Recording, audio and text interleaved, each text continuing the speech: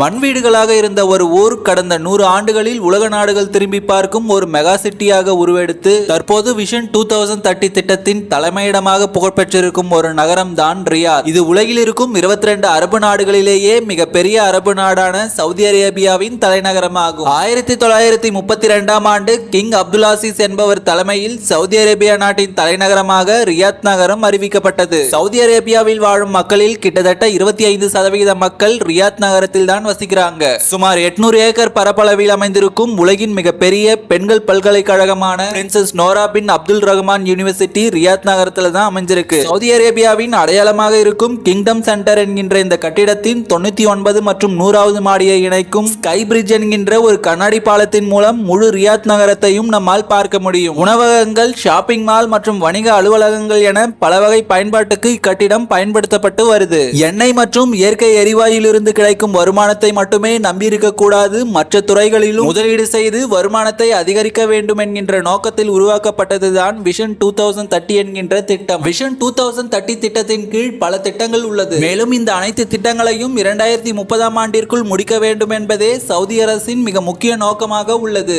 176 kilometre நீளமுடைய ஓட்டுநரே இல்லாத உலகின் முதல் மெட்ரோ சேவை ஒரு நகரத்திற்குள் அமைய பெறும் உலகின் மிகப்பெரிய பூங்காவான கிங் சல்மான் பார்க் என்கின்ற பூங்கா 20 எம்பயர் ஸ்டேட் கட்டிடத்தை ஒரே கட்டிடத்திற்குள் வைத்து அடைக்கும் அளவிற்கு மிக பெரியதாக உருவாக போகும் ராட்சத கனசதுர வடிவ த முகாப் என்கின்ற கட்டிடம் தூர அளவில் பார்த்தால் கிட்டத்தட்ட 2 கிலோமீட்டர் உயரத்தை கொண்ட கட்டிடமாக உருவாக போகும் ரைஸ் டவர் என்கின்ற உலகின் மிக உயரமான கட்டிடம் ஆகியவையும், மேலும் கிரீன் ரியாத் மற்றும் கிடியா என்டர்டைன்மெண்ட் சிட்டி போன்ற திட்டங்கள் ரியாத் தலைநகரத்தில் அமைய போகும் விஷன் 2030 திட்டத்தின் கீழ் இருக்கும் மிக முக்கிய திட்டங்களாக அறியப்படுது. விஷன் 2030 திட்டத்தால் இந்தியா போன்ற உலக நாடுகளில் வசிக்கும் ஏராளமான மக்களுக்கு சவுதி அரேபியாவில் வேலை வாய்ப்புகள் அதிகம் கிடைக்கும் என்று நம்பப்படுகின்றது.